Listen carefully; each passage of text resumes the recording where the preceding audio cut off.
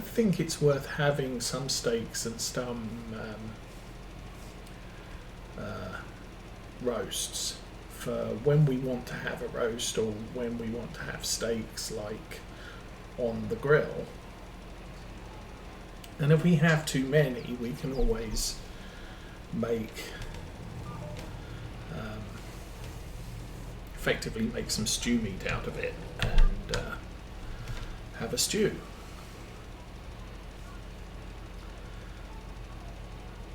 But we have, I think we have bumped up the number, the weight that we take in stuff in hamburger, and part of that is there are some roast cuts that I don't like. They're way too. They're not a really good meat, and you have to assassinate the roast in the oven, just cook it forever to get it to tenderize.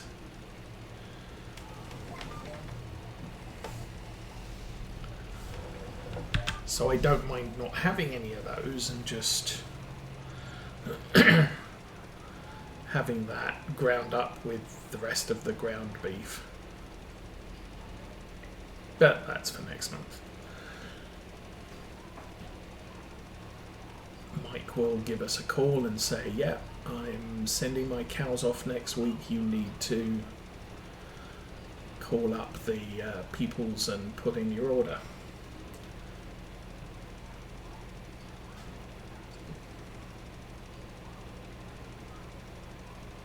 Oh yes, and for people who play World of Warships and want a premium account, this is the week to buy a premium account. I think it came up, I'm not sure if it's Tuesday or Wednesday, not Tuesday, Thursday or Wednesday. But you can now buy 360-day premium account for half price, which is about $47, which puts Wargaming in the ludicrous situation that a 180-day premium is more expensive than a 360. And when it comes to World of Warships, I'm generally done paying for stuff. I get enough doubloons off free crates, and I get a small amount of premium time, the odd day here or there. But you don't get enough to see yourself premium for an entire year. So that's why this time of year I'll buy a premium 360. Last year I actually made it. I think I ended up possibly at the total of a week not running a premium account, and I had 180 days last Christmas, and it was basically, I'm not going to buy 180 days for the same price as 360. I'll live with it. And then I ended up getting 2 full months from opening crates. So yay, free premium time. And both of the, I think one of them, one set was like 5-7 day rewards, and 1 30-day reward, and then I think at middle of November I bought 30-day. And the crazy thing is that was the middle of November. It's now the middle of December, and I still had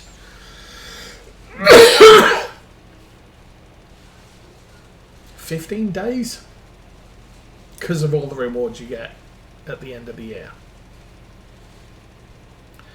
So I've now got 375 days of premium time in World of Warships, and that will last me till next Christmas, when they will probably have another hey, get 360 days for half price. But like I said, they give out premium time over the course of the year, that it is possible that if you play everything and do everything, you can end up with about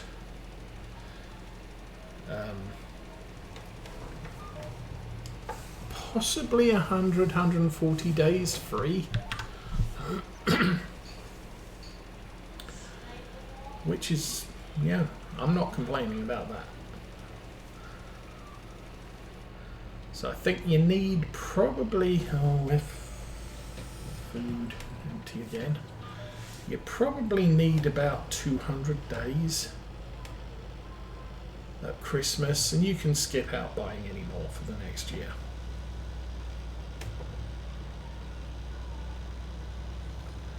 I think in November I ended up buying myself 30 days plus 2,000 gold. Because there was a thing I wanted to, there was some reward, I deemed it was worthwhile. If I get 2,000 gold, I get quite a substantial bonus on some other in-game benefits. We need more.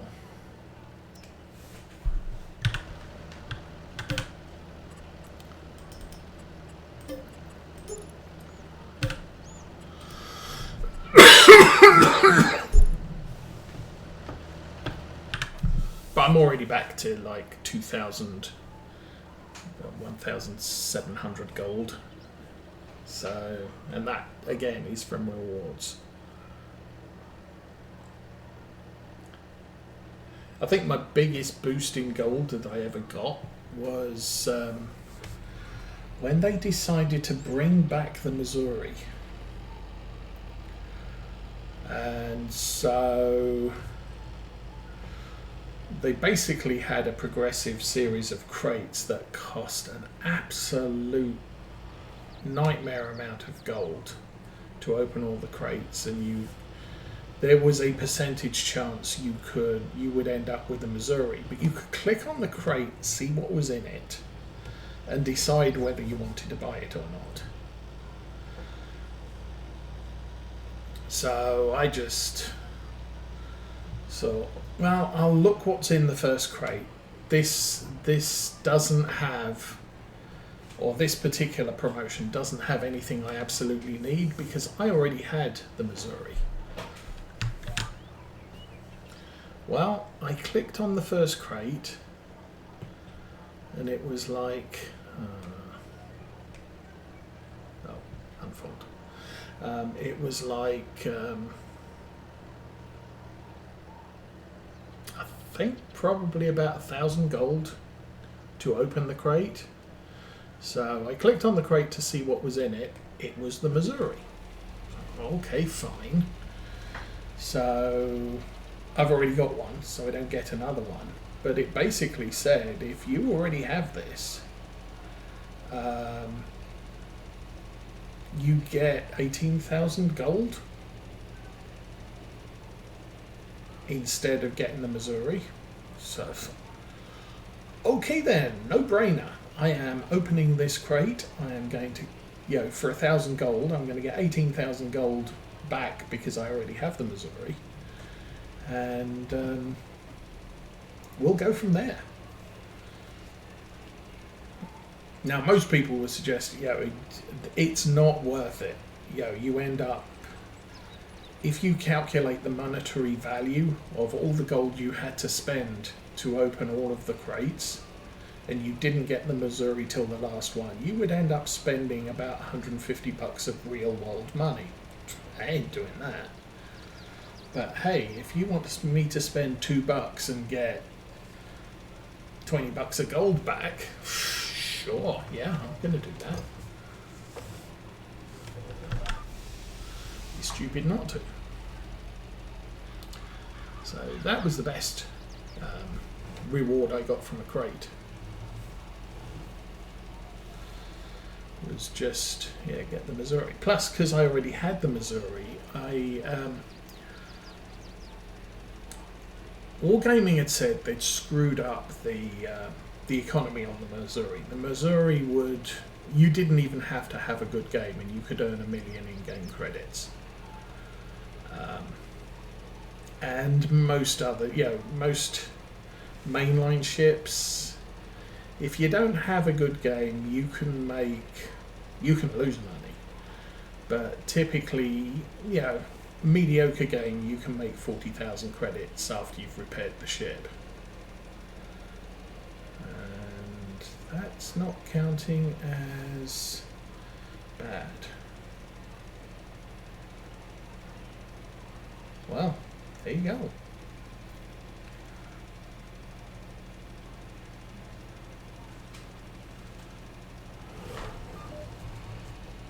Did that. And premium ships will make you about 500,000, but the Missouri was earning 1 million plus. And if you had a really good game, you just raked in the money. It was a really good ship to earn money to buy tier ships. Especially seeing, tier 10 ship costs somewhere in the region of 15 to 18 million. Okay, I'm just going to play 10 games in the Missouri and I should be able to buy that new tier 10 ship that I just unlocked.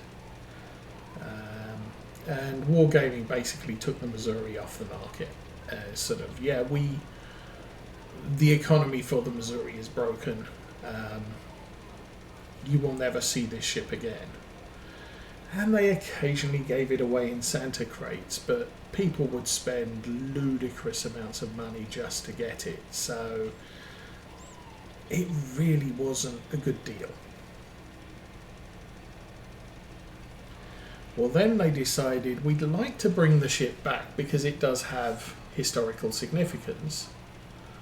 So what we're going to do is we're going to create a permanent mission for everyone who owns the original one that gives them some crazy amount of bonus money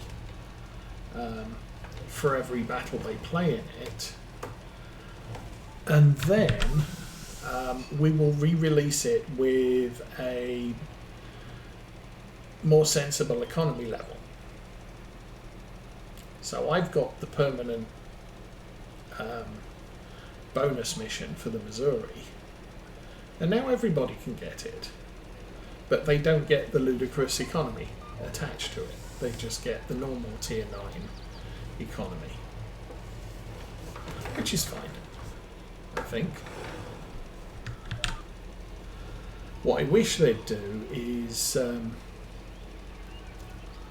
just after the Missouri was introduced, they decided to boost the hit point heal. So the repair party on American battleships, and gave them about a 30% boost in the amount of hit points they heal. But because the Missouri was considered to be a broken ship that nobody could get hold of anymore, they didn't change the heal on the Missouri.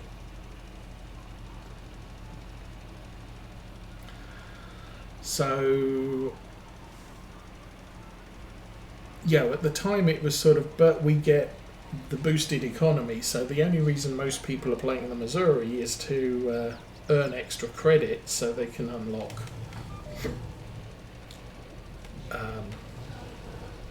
a regular tier ship, or they can purchase a regular tier ship that they've just unlocked. So most people weren't too worried about it then, but now that Missouri is not fully available but periodically available and doesn't have the boosted economy, nobody really wants it, nobody really wants it to play, because it doesn't have the standard US battleship heel, which is a little bit unfortunate. So there have been calls by players that maybe you should revisit the Missouri and give it the American battleship heel, because that would only be fair, especially to the people who got it after its economy got reworked. Me, I still play it whenever I need the odd 18 million to buy a new tier 10 ship that I just unlocked. So I'm not really fussed about it being that good. I never play the Iowa, which is the tech line ship, tier 9 battleship. I think I sold the Iowa actually. I sold the Iowa so I could get the Montana, but yeah, I don't commonly play American battleships. They do have their benefits, and I do play the Massachusetts, which is a tier 8, but it is a tier 8 with some serious secondaries. And since mostly I play operations, you can rack up quite a good score and be a rock for the team in an operation, because those secondaries are just spitting out fire, and one, it's not a significant amount of damage individually. Over the course of a 20-minute battle, or 20-minute battle, that damage seriously racks up and can be as much as your main guns produce. The problem with the Massachusetts is the primary gun. The penalty for having serious amounts of secondaries that have a long range is that the primary guns aren't quite so accurate. And so the Missouri can be a little bit hit or miss. Oh, sorry, Massachusetts can be a little bit hit or miss. I can take it into a battle and just every shot I fire is either a miss or a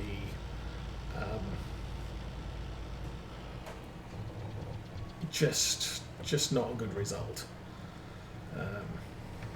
A miss, an over penetration, bounces off the torpedo bulge or whatever. It's not the greatest. But there we go.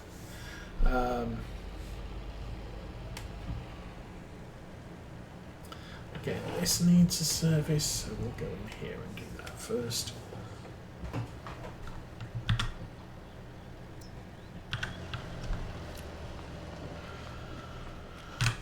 And then other times I just go out there and I fire 6 shots and 3 of them are citadels. So it's really a hit or miss. Actually, I don't need to repair that. Hit or miss battleship. Sometimes you just, every time you push the fire button, things blow up, and other times it's like, oh, this is so frustrating. Every time I fire the fire button, nothing happens. But at the very minimum, at least, you still have the secondaries that are a constant source of cumulative damage over the course of a battle, so long as you're close enough to the bad guys. And with the Massachusetts, it's quite easy to arrange to be close enough to the bad guys. So good fun ship. It's actually the one I've got is the Massachusetts B, which is all in black and silver and looks very menacing. Okay, where are you supposed to go? I think just in this first bay here. Yep, that looks good enough. Oh, next to the sprayer. Which we kept for herbicide use and I just haven't used it for anything. Park that in there. So that's all done. Lamborghini is done with. It's 12:40. It's going to rain later in the day. Oops, that one. There we go.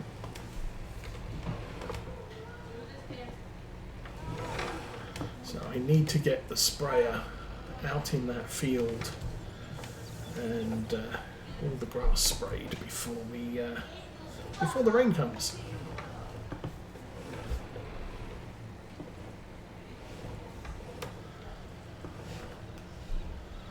And you're good. Turn that off. Let's go find the sprayer. I could do that, but let's go find the sprayer. There it is. And you have 133 litres. Yeah, that's not enough, I'm afraid.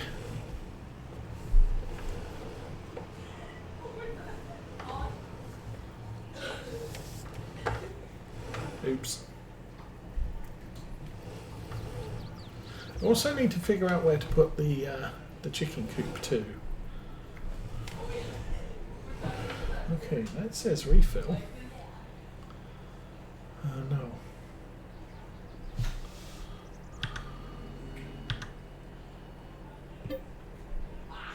Liquid fertilizer, we do not have any. That's a problem.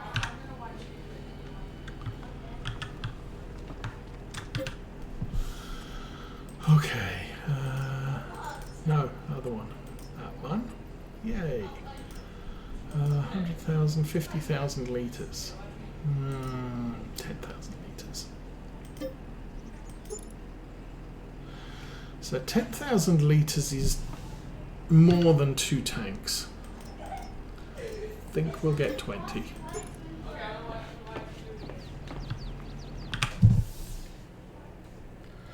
And yes,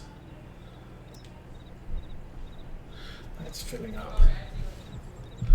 Now the next thing I could do is find another thing, that one.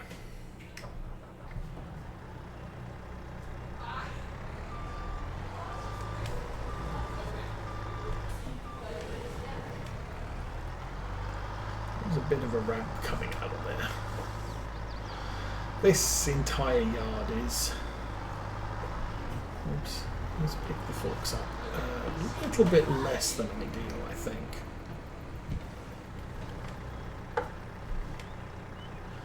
I have not really been able to get it as flat as I would like it.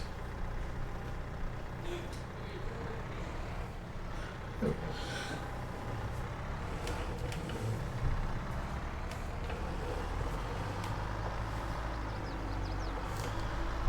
So, we'll do this properly. For a change. Squeak! Oh, I crashed.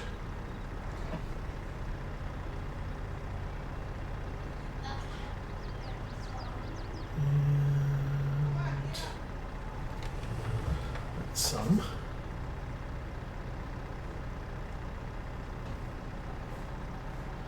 And done. Let's go get the other one.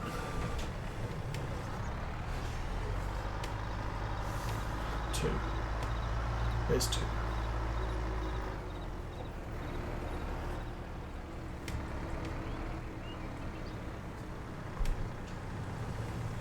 Oh, drill past those.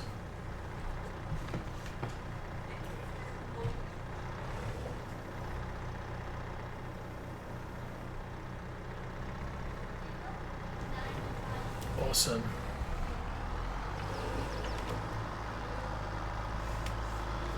We have come a fair way since Farm Sim 17 and it's rather dodgy pallet handling.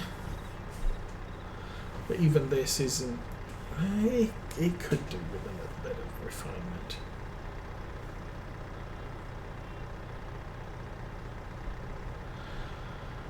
Okay, that's all of those back in where they need to go. And done.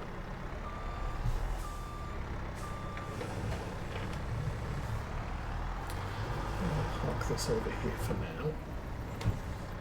Might find a shed for it later. Don't park it too close to the cows because they might chew it. Okay, next back into this thing. Oops.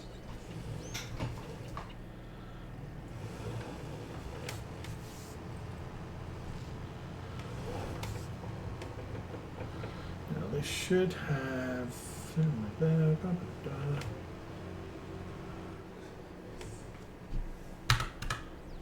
turn off crop sensor. Okay, the crop sensor is on. And that needs to unfold. Unfold? Anybody? Oh yeah, wheels first.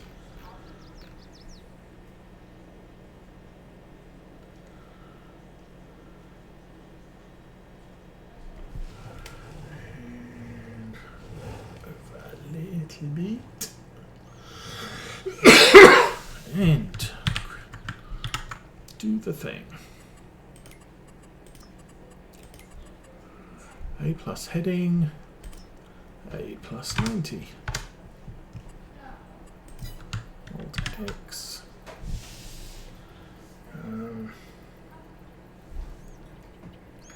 Drive and spray. Go.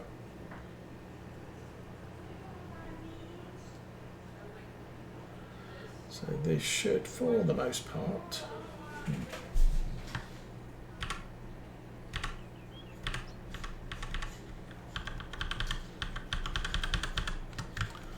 is that not moving? Am I pushing the wrong button? I don't know. Let's look back and see what that actually looks like. It looks like I did not manage to adjust that.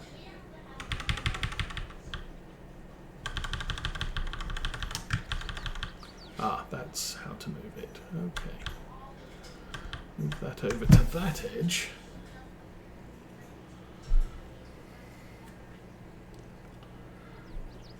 Okay, I now need to be behind my tractor.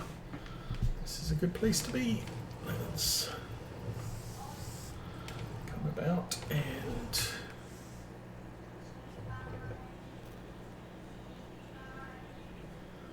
spray this end section.